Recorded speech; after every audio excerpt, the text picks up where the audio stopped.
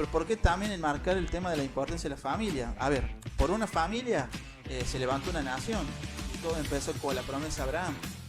Por la familia, por ejemplo, en la palabra cuando habla del linaje escogido, cuando hablamos de linaje, estamos hablando de familia también. Y yo me preguntaba una vez, ¿por qué Moisés no rescató, no libertó primero al pueblo hebreo y después formó la familia? No, al contrario, estuvo en Madián, formó una familia y a los años después Dios lo manda para salvar al pueblo hebreo. Pero primero aprendió a ser el ministro de su familia para poder después ministrar y trabajar en pos de toda esa cantidad de gente que había sido liberada, que encima después no dejó de ser una lucha porque había gente que todavía en el corazón, más allá que físicamente lo hicieron, en el corazón no habían abandonado a Egipto. Entonces, que se dan en el día a día nos hacen pensar, ¿no?, que la familia es toda una responsabilidad, pero también es lo más lindo que hay. Y bueno, también es como esto que Dios usa para hacernos recordar su amor, porque la familia no es que solamente es el diseño en términos categóricos como hemos hablado, sino que es la expresión máxima de Dios y la relación entre Dios y la humanidad.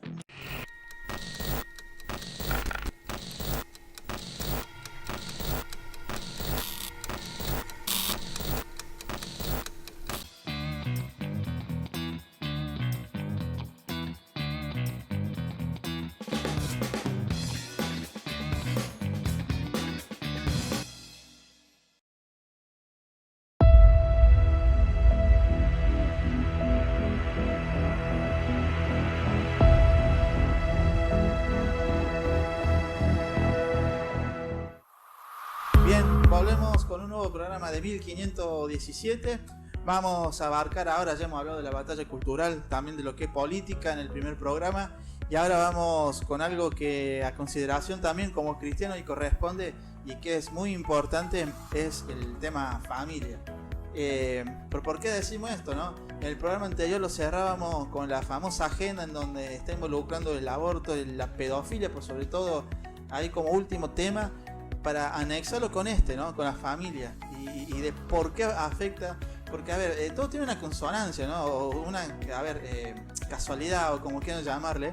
Pero si uno se pone a ver, empecemos de la política, la injerencia que tiene la política justamente con las decisiones, con las agendas que ellos pueden llegar a instalar, como hemos estado viendo, y más dependiendo de qué tipo de inclinaciones partidistas tengan. Guarda, ¿no? Porque pueden haber 3 o 5 partidos y algunos tienen una inclinación de izquierda, ¿no? Pero después de la política, de cómo afecta con las agendas, como estamos mencionando, y después de ahí podemos arrancar hablando el asunto familia, que es una de las instituciones que indudablemente es la que está siendo más afectada. Sí, la familia como el modelo fundamental de la sociedad, ¿no? Podríamos dar esa definición, y que tiene diferentes significaciones en la actualidad, donde se están pensando justamente y diseñando políticas de gobierno con nuevas conformaciones familiares.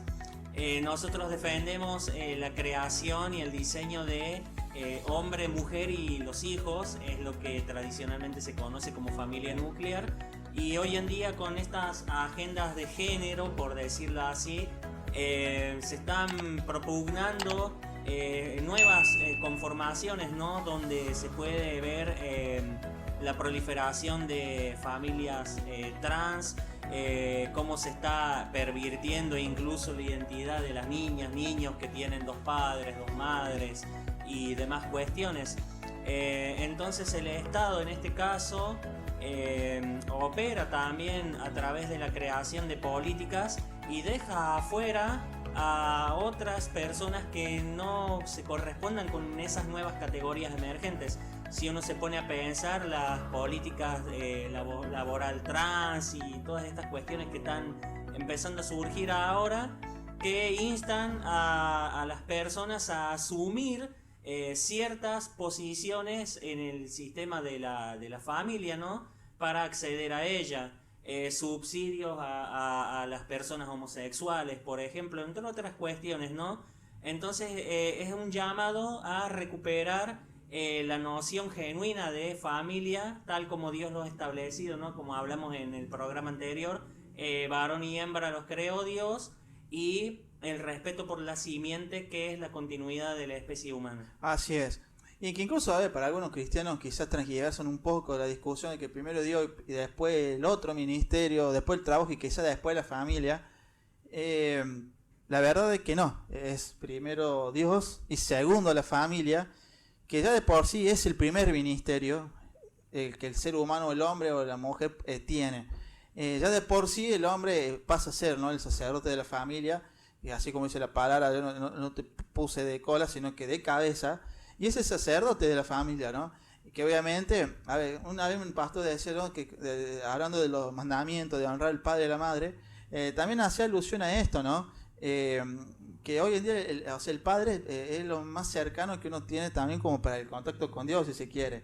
Obviamente un padre, ¿no?, siempre en oración, enseñando la sana doctrina, obviamente siempre yendo por el camino de la verdad, ¿no? Porque si uno que está desviado es difícil.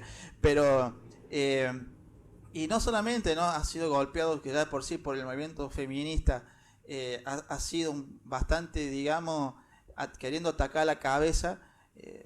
También el sistema ha sido consciente de que donde más hay que afectar justamente es al cuerpo, ¿no? Como vos dijiste. Pero ¿por qué también enmarcar el tema de la importancia de la familia? A ver, por una familia se levantó una nación y todo empezó con la promesa de Abraham. Por la familia, por ejemplo, en la palabra cuando habla del linaje escogido, cuando hablamos de linaje estamos hablando de familia también. Entonces, y además de todo eso podemos refutar en algo importante también, que es necesario siempre argumentarlo con argumentos bíblicos o con versículos, porque a ver, esto mata todo tipo de relatos, cualquier clase de proselitismo barato que busca transgredir y pervertir, y que a la larga no dejan de ser moda, ¿no? Estos supuestos derechos que lamentablemente se terminan convirtiendo en privilegios. Por ejemplo, yo traje 15, pero hay uno que no lo voy a decir porque lo tenés vos, Adrián, y creo que vos lo querés contextualizar también, así que vamos a respetar eso. Pero hay versículos que hablan justamente de familia, o hace alusión a ella. Por ejemplo, el libro de Deuteronomio 6 al 7, grábate en el corazón estas palabras que hoy te mando, dice: inculcáselas continuamente a tus hijos, háblales de ellas cuando estés en tu casa y cuando vayas por el camino, cuando te acuestes y cuando te levantes. Este capítulo me hace recordar mucho cuando leíste Josué, le da las instrucciones a Josué, que a todos les encanta ser fuerte y valiente, pero nadie quiere rescatar cuando dice medita en las palabras de día y de noche, ¿no? O las instrucciones que le da justamente Moisés a Josué. Pero eso es lo que dice el libro de Deuteronomio. Otro versículo, por ejemplo, la Biblia dice en Hechos 16:31, cree en el Señor Jesús, así tú y tu familia serán salvos. Mirá qué importante, incluso esto haciendo alusión, cuando alguien quizás arrastra alguna maldición generacional o un linaje de familia que han sido con padres separados, con familia destruida, y que uno puede ser la punta de lanza de eso, de cortar todo eso y decir, listo, me acerco a Dios y mi familia, yo desde yo en adelante van a ser todos ya salvos y bendecidos más que todo, ¿no? Y otro, por ejemplo, el Proverbio 6:20 que dice, hijo mío, obedece el mandamiento de tu padre y no abandones la enseñanza de tu madre, remarcando muchísimo lo que es la sabiduría, ¿no? Y también la importancia de lo que es la contención de la madre, por sobre todas las cosas, que hoy en día lamentablemente se me vienen estas dos madres y el chiquito Lucio Dupuy, ese caso que ha sido sinceramente aberrante.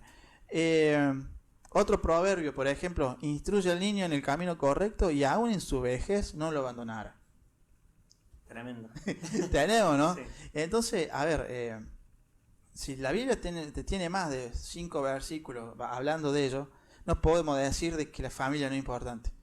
Hay una persona, un anónimo en realidad, que dijo, ¿no? El capital más importante del hombre o del ser humano es la familia. Y no por nada hoy en día se está atacando eso.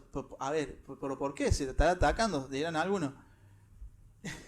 Era o sea, por una familia, un linaje se instaló una nación de Abraham. Podemos hablar de Abraham, abarcamos hasta Israel, que hoy en día celebró 75 años después de que se convirtió en un estado. a ver, es lo más, a ver, por ejemplo la pandemia. Vino la cuarentena y ¿qué es lo que primero ocurrió? Lo primero que se guardaba en las casas fue la familia. Quizás padres que tienen poco tiempo con sus hijos, tuvieron la oportunidad de hacerlo. Hay padres que laburan mucho, padres y madres, aclaramos, y tuvieron la gran oportunidad. Cada iglesia, que era la familia, estaban todos abocados en sus casas, y que indudablemente ese tiempo de silencio debería haber sido provechoso para muchos, que a mí, por ejemplo, me súper bendijo, y eso que estaba solo, ¿no? Pero un poco acá para contextualizar justamente la importancia justamente de eso.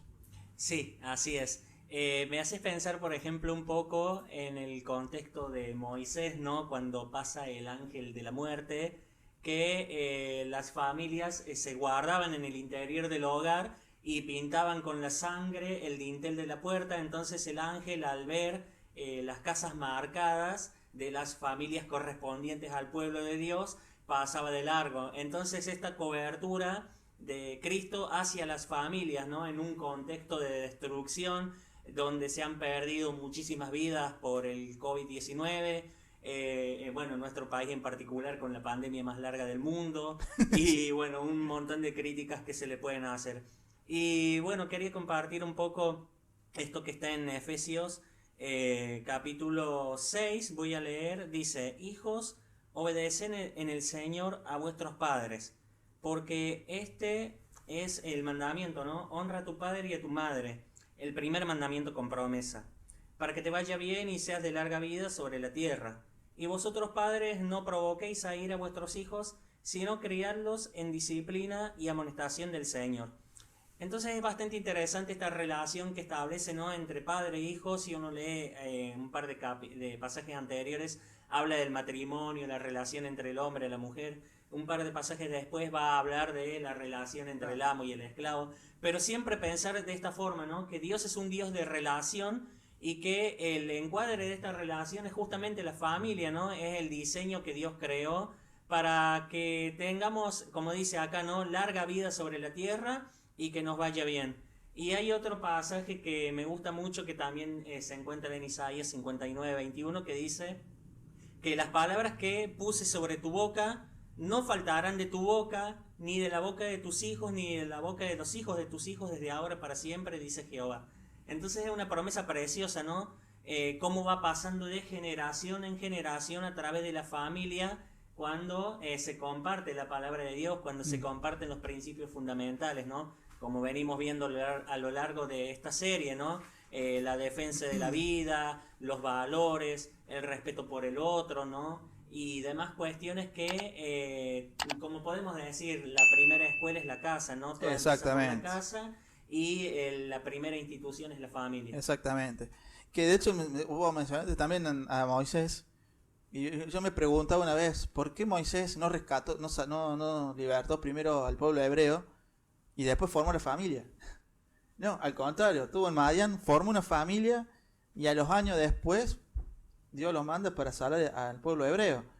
O sea, qué importante es que incluso hasta ellos también, de decir, bueno, voy a pastorear porque encima era una nación, o sea, era inmensa la cantidad de gente, pero primero aprendió a ser el ministro de su familia para poder después ministrar y trabajar en pos de toda esa cantidad de gente que había sido liberada, que encima no dejó de ser una lucha porque había gente que todavía en el corazón, más allá que físicamente lo hicieron, en el corazón no habían abandonado a Egipto. Entonces, qué relevancia que hasta en la Biblia, incluso con esa historia y testimonio, dar importancia a lo que era la familia, ¿no? Para una sola persona que terminó justamente liberando al pueblo hebreo.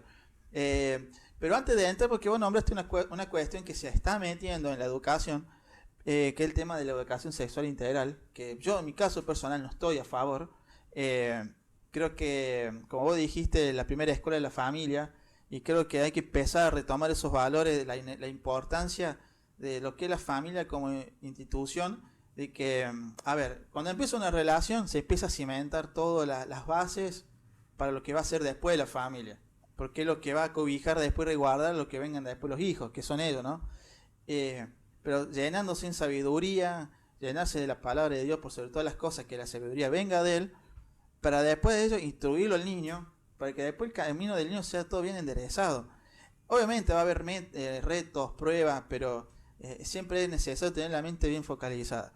Eh, Vamos a escuchar un caso, un testimonio de Chloe Cole, el arrepentimiento trans, algo así, lo han supieron titular algunos, que ha sido lamentable. Pero vamos a ver lo que dijo esta chica, que bueno, se convirtió en varón, dio paso atrás a ello, pero después sufrió las tristes consecuencias, ¿no?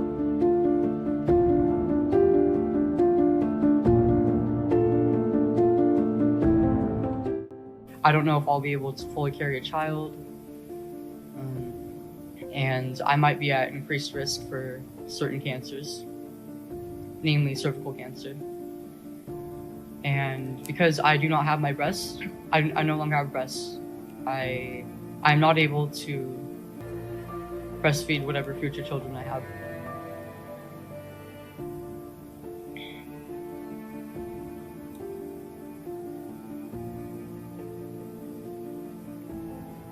That realization actually was one of the biggest things that led to me realizing that this was not the path that I should have taken.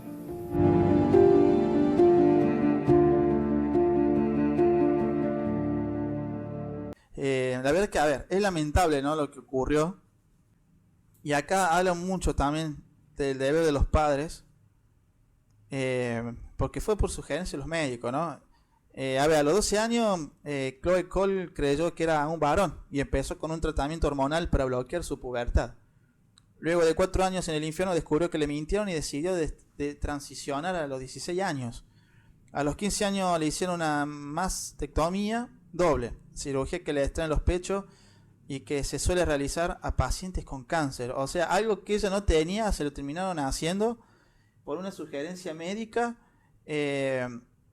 Quizás a los padres, por su ignorancia, aprobaron todas estas cosas y hoy en día ella decidió volver a ser ella y está sufriendo las consecuencias. A ver, estamos hablando de un menor de edad de 12 años que encima fue aprobada y apañada por los padres, y termina siendo perjudicada por el futuro de ella. Sí, es bastante polémico porque uno, bueno, escucha el caso, mira estas notas en la pantalla y se pone a pensar sobre la autonomía disminuida que tiene, porque en este caso no decide por sí misma, sino que un grupo de adultos toma la decisión sobre el cuerpo de esta niña. Y después cuando quiere retroceder, ¿no? Retransicionar es la palabra que utiliza, es decir, devolver el cuerpo al estado anterior, ya no lo puede hacer porque le realizan una operación donde le extraen los senos. Y es tristísimo, la verdad, porque hablamos de familia, hablamos anteriormente también veníamos remarcando el vínculo entre madre e hijo, y la importancia de la lactancia y demás, y ciertas cuestiones que le van a ser privadas justamente por no tener los pechos en este caso. Y como este caso hay otros seguramente, ¿no? Pero qué fuerte que es ver esto, ¿no? La verdad que te sensibiliza y te hace pensar las cosas que atraviesan las adolescencias, ¿no? Están en un proceso sensible, les agarran vulnerables, les meten ideas de ciertas cuestiones para descubrir, explorar y demás, es un poco lo que utilizan y vemos que estos son los efectos, ¿no? de la vulneración de la infancia y la adolescencia y este caso en particular. Así es, ¿no? La verdad es que, y esto habla mucho, ¿no?, de la importancia de que los padres estén instruidos también, que sean conscientes, indudablemente, ¿no? Si no está Dios en el asunto, es difícil saber discernir estas cuestiones, ¿no? Porque, a ver, te lleva a saber discernir a través del Espíritu Santo de entre lo que es lo correcto y no. Y mirar más lejos, es decir, a ver si esto afecta o no a futuro. Y es lo que a esta chica le termina pasando, ¿no? Que le recibe consecuencias para el día de mañana, que lamentablemente es bastante delicado la situación de ella, Adrián. Así que Bueno, ahí estaba la placa donde te paro ahora. Así que era un tema importante que había que tocar y por sobre todas las cosas también, ¿qué es lo que está llevando la educación sexual integral? Que debe ser sin ideología de género, aunque yo creo que la educación sexual ya debe venir siempre y cuando sea bien instruida, ¿no? Por parte de la familia, que es la primera escuela. Porque me he enterado de que hay colegios que, por ejemplo, enseñan a los chicos en juego didáctico, por decir, lo digo como para decirlo sutil, ¿no? Pero que un varón piense como mujer y que una mujer piense como varón. O sea, una aberración total que termina pervirtiendo y que de chico uno termina creyendo que está correcto lo que está viendo o lo que le hacen hacer. Está todo muy degradado y por eso nosotros insistimos, ¿no? Esto de ser la sal, de no tener miedo ni avergonzarse del evangelio, de que cuando te toque hablar con alguien, instalar palabras, a ver, con astucia, ¿no? Porque hay gente que vuelve a hablar directamente de Cristo y ya te escapa, ¿no? Si no, será astuto. Pero hace poco me acuerdo una señora, me sorprendió, que sé que no era evangélica, pero ella me decía, ¿sabes por qué estamos como estamos? Porque han degradado a la familia. Porque han hecho pelota a la familia, así me dijo. Yo, la verdad que ahí no me colgué en la charla, pero dijo algo tan acertado y que no está alejado de la distancia. Bien, retomando un poco esto que decías recién, bueno, un poco los debates que se están dando tienen que ver con la defensa de la familia, ¿no? Y bueno, conversar con las vecinas, los vecinos de nuestros barrios, ver cómo viven, las estrategias que tienen, ¿no? Para, no sé, llevar a los chicos a la escuela, que no les falte la comida, que tengan la vestimenta y demás cuestiones que se dan en el día a día nos hacen pensar, ¿no? Que la familia es toda una responsabilidad, pero también es lo más lindo que hay. Y bueno, también es como esto que Dios usa para hacernos recordar su amor, porque la familia no es que solamente es el diseño en términos categóricos, como hemos hablado, sino que es la expresión máxima de Dios y la relación entre Dios y la humanidad. Y me ponía a pensar un poco esto de este Dios que es un Dios de restauración familiar en este caso, ¿no? Considerando que la familia actualmente está, bueno, destruida, pero siempre Dios puede reparar.